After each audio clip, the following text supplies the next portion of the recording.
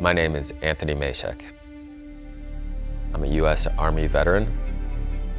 I'm an amputee, and I skydive for a living. This is as close as we can get to the base of the World Trade Center. You can see the firemen assembled here, the police officers, FBI agents. So back in 2001, I was just 18 years old, and I decided to go into the U.S. Army as an infantryman.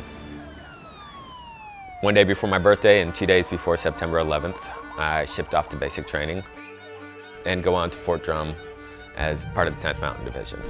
Our very freedom came under attack in a series of deliberate and deadly terrorist acts. Obviously at the time, everything had changed. We decided to go to war. My third deployment, we went to northern Iraq, and I was injured in a firefight. It was nighttime.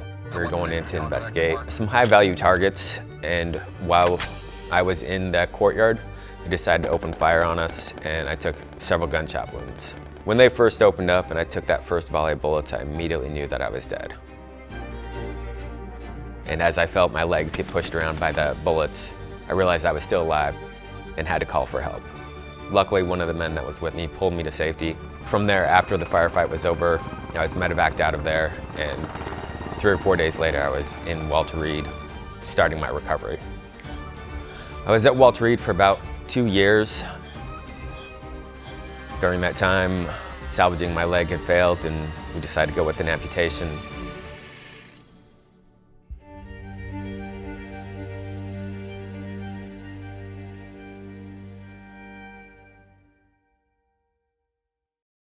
Now today, I'm a skydiving coach. I teach people how to actually do their skydives, how to skydive with another person, how to free fall.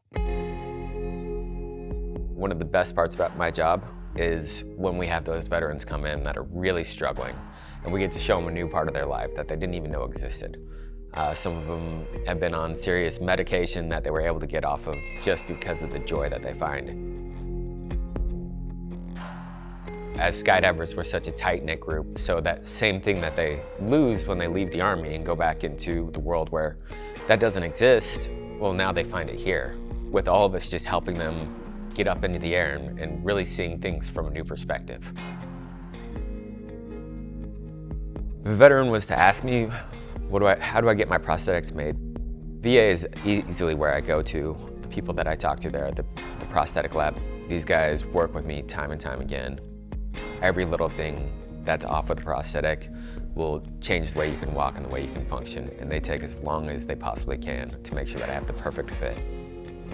It's not a small process to get everything right, not just for skydiving purposes, but just getting along and walking day in, day out. The amount of movement that I do, just a slight difference in how it fits is gonna decide whether or not I can walk the next day.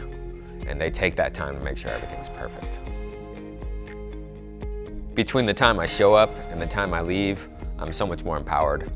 I've got the issues fixed. I'm able to go out there and do everything that I need to do again, and I can actually do it well. Versus when I first show up, I'm hobbling or I'm limping or something like that, and then by the time I'm leaving, I'm strutting.